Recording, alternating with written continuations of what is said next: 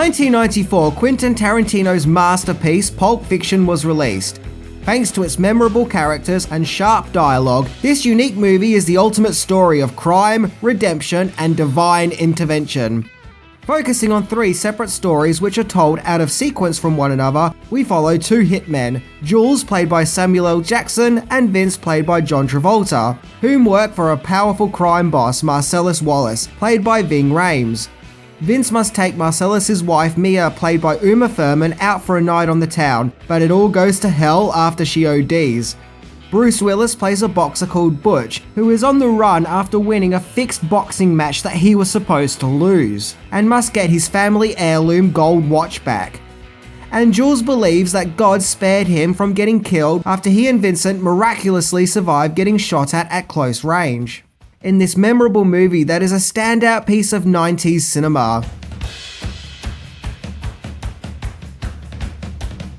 So it's time to get out your Jules action figurine and chow down on a Royale with cheese as we look into 10 things that you didn't know about Pulp Fiction. Let's check it out.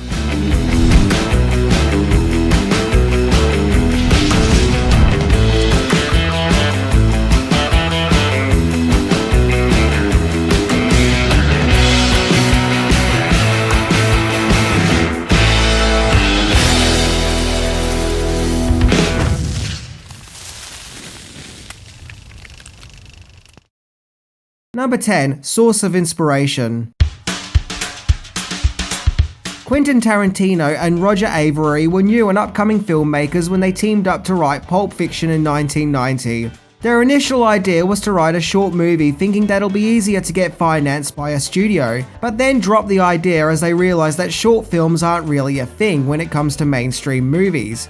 They took inspiration from a 1963 Italian horror movie called Black Sabbath, which was made up of 3 individual segments. The plan was that Tarantino would write and direct one segment, Avary would write another, along with a third filmmaker who would work on the third segment, although no other filmmaker joined in, so it was just down to Tarantino and Avary. The project was to be called Black Mask, named after a 1920s pulp magazine which focused on adventure, crime, and mystery.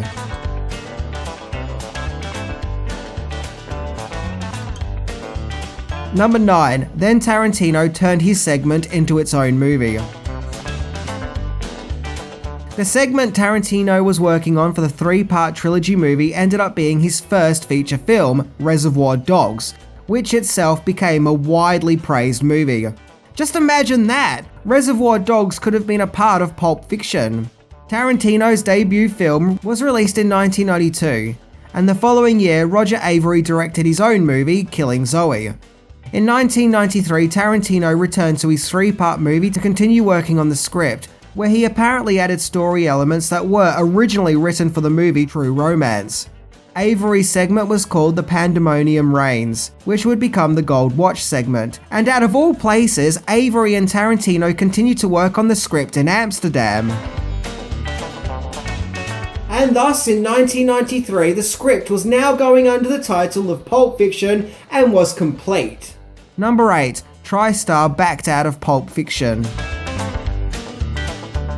To get Pulp Fiction off the ground, Tarantino had formed his new production company, A Band Apart, and got producer Lawrence Bender on board, who previously produced Reservoir Dogs, along with a $1 million backing from another production company called Jersey Films, where Jersey Films were then searching for a movie studio to fully financially back up Pulp Fiction. And TriStar showed interest in the movie and paid Tarantino for a first look deal, which means that they hold on to the script while they consider whether or not they're going to produce the movie. However, TriStar bailed out of Pulp Fiction as the company's chief found the script to be, quote, too demented. There were complaints that the company didn't like that substances were used in the movie, and they felt that it was too violent and felt too much like a low-budget movie. And there was some confusion as well as to why characters die in one scene but then reappear later, despite the fact that the story is told out of sequence. Yeah, basically it was a no from TriStar. So Miramax ended up producing Pulp Fiction and gave the production a budget of $8 million, of which 5 of that $8 million was put towards the cast, which basically just left $3 million to make the actual movie. Wow. Number 7. There was going to be strong ties to Reservoir Dogs. When it came time to casting the character Vince Vega, the gangster who works for Marcellus Wallace, who has a love for drugs and reading books while sitting on the toilet, Tarantino intended the part to be played by Michael Madsen, whom he had previously worked with in Reservoir Dogs. In fact, Madsen's character in Reservoir Dogs was called Vic Vega, and given the fact that Vic Vega and Vince Vega both have the same last name and the nature of their characters, in them both being pawns in violent organized crime, this has led to a lot of fan speculation that with Madsen playing Vince Vega, he was going to be the twin brother to Vic Vega, which would have been an interesting connection between the two movies. However, Madsen dropped out of the project to star in White Earp instead, so John Travolta was cast in the role. At that time, Travolta's career had something of a decline, and long gone were his glory days of Saturday Night Fever and Grease. And Pulp Fiction really put him back on the map and gave his career a renaissance. However, there are still persistent rumours that Vince Vega and Vic Vega are indeed brothers. So, are they? Well, if you want them to be, then yes they are. In fact, for years there was actually stories going around that there was going to be a movie based on the Vega brothers, starring both John Travolta and Michael Madsen as Vic and Vince Vega. But, obviously, nothing's happened. Number 6. Casting possibilities. Certain characters in the Pulp Fiction script were written specifically for the actors who would play them, such as Samuel L. Jackson, who plays Jules, the Foot Master who changes his life after divine intervention, and Harvey Keitel, who plays the Wolf, a crime cleaner who erases traces of any crime taking place at a speedy time, along with Tim Roth as Pumpkin and Amanda Plummer as Honey Bunny. However, with some characters it was trial and error to find the actors to play the parts. For example, the Butch character was written as a much younger guy, and Tarantino envisioned the character to be played by Matt Dillon. But he was taking too long to decide as to whether or not he would be in the movie, so Bruce Willis was cast instead, with the script being slightly changed to explain that Butch is an aging boxer. When it came time to casting Mia Wallace, the boss's wife, who Vince has to take out for a night on the town, Tarantino's first choice was Michelle Pfeiffer, but she wasn't available. Other actresses considered include Meg Ryan, Julia Louis-Dreyfus, and Halle Berry. But it was Uma Thurman who was cast and pulled it off in spades, as she's brilliant in the movie and looks pretty smoking on the poster, where she is, smoking. Oh yes, and that caused quite the controversy itself. Number 5. The Lucky Strike poster situation. So as mentioned, we all know the famous Pulp Fiction poster. It's without a doubt one of the most iconic posters of all time. However, slight modifications had to take place, as this was the original poster, which you can see looks very similar, apart from a few minor differences, namely the title font used. However, this poster used the brand Lucky Strike cigarettes, which you can see sitting on the bed there if you look closely.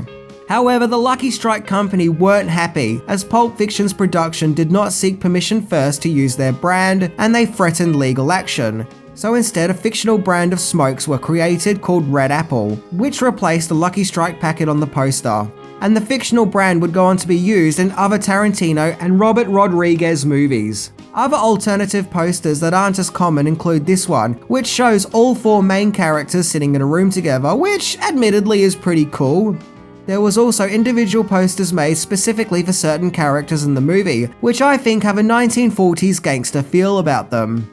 This one, which just has the 4 main characters standing in front of a white background, just looks bland in my opinion. I mean, they couldn't even bother to put Samuel L. Jackson's Jules wig on. And the Japanese poster has a huge emphasis on Bruce Willis, and is probably the only poster to feature Tim Roth.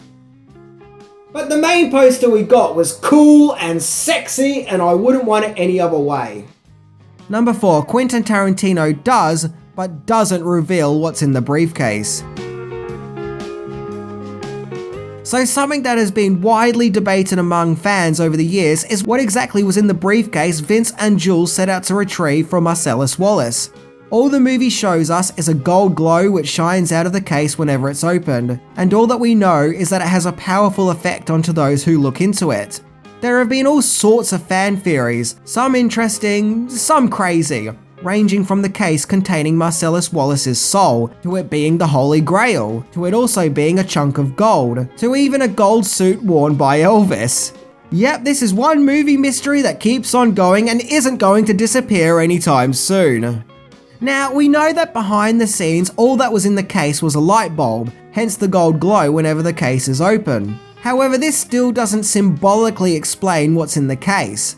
However, in 2007, Quentin Tarantino and Robert Rodriguez made a special MySpace video where they were promoting their Grindhouse double bill, when Tarantino finally reveals what's in the briefcase, and just as he's about to say it, the old grainy footage cuts out. When you open it up and you look in it, it's...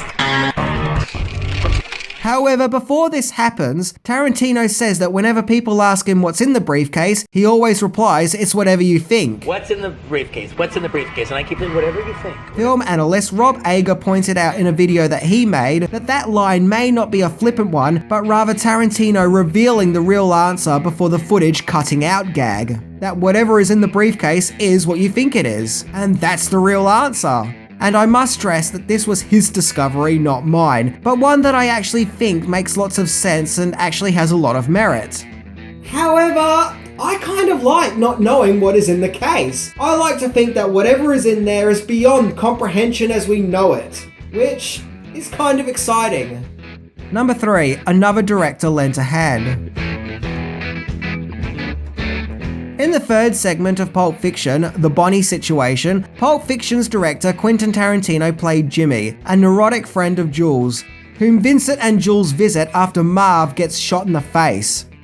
For some of the scenes involving Jimmy, Tarantino's fellow director and friend Robert Rodriguez helped with the directing and directed some of those scenes. Tarantino and Rodriguez would go on to work on several movies together, such as From Dusk Till Dawn and the Grindhouse double feature. Tarantino would also have cameos in some of Rodriguez's movies, such as Desperado and Planet Terror.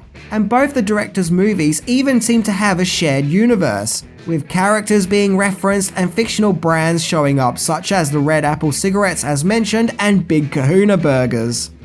I really like the idea that all these Tarantino and Rodriguez movies are part of the same universe. And I guess you could say that it all started when Rodriguez directed parts of Pulp Fiction. Number 2, the book that Vincent reads while doing his business. There are many wonderful little details scattered throughout Pulp Fiction, things that you'll notice more and more each time you watch the movie, such as actor Steve Buscemi playing Buddy Holly at the Jack Rabbit Slim's restaurant. We also see the board game Operation, which is conveniently placed in a scene where the characters are about to perform an operation on Mia Wallace, creating a great visual metaphor. There are tons of things that you may have missed scattered throughout the film.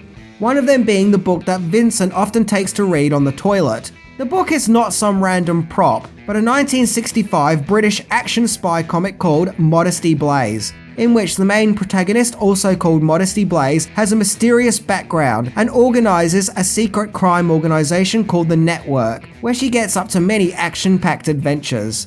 There was a 1966 movie adaptation of Modesty Blaze and a 1982 TV pilot, and Tarantino supposedly always wanted to direct a Modesty Blaze movie.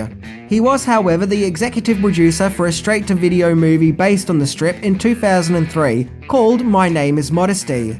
It was no Kill Bill, but like Vince sitting on the John, it's an insight into Tarantino's fascinations, which themselves are fascinating.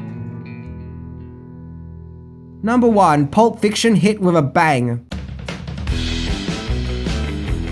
Interestingly, Pulp Fiction had screenings all around the world before it was shown in America, in countries such as Japan, South Korea, and Slovakia. However, when it did finally arrive in the States, it was a massive hit, bringing in nearly $214 million on an $8 million budget, which is insane. It would go on to become the third highest grossing R-rated movie of 1994. And was instantly hailed by critics as a masterpiece, and many to this day think it's Tarantino's greatest achievement.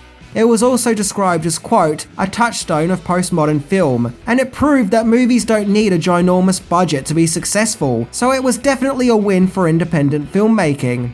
Pulp Fiction would also go on to be nominated for 7 Academy Awards and won for Best Screenplay, and Uma Thurman, Samuel L. Jackson, and John Travolta all got Oscar nominations.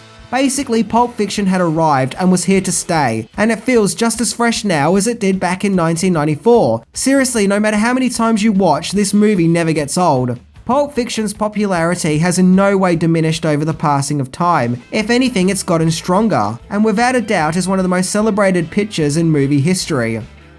In 1994, Quentin Tarantino gave the world his golden opus, a movie with memorable dialogue and unforgettable situations. He gave us a divine film full of wisdom and memorable characters. A movie that lays its vengeance upon thee with sheer amazement and spectacle. A movie that is Pulp Fiction.